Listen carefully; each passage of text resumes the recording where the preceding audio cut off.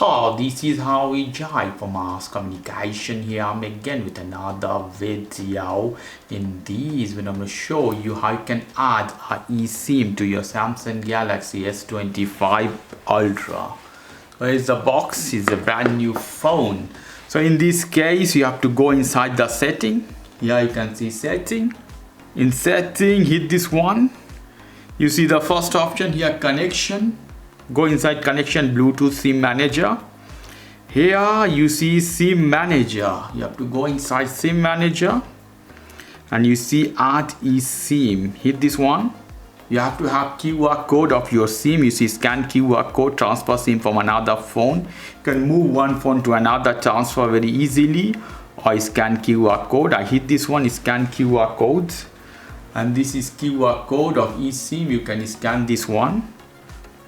Okay, so this SIM is already added, so you'll not take one more. So hit OK button. After scanning, it should appear here as this place. You can see here, guys. So very easily you can add eSIM to your Samsung Galaxy S25 Ultra. Okay guys, if you like this video, please do subscribe to my channel. If you like this segment, please give me a thumbs up. Take care till then. Bye bye.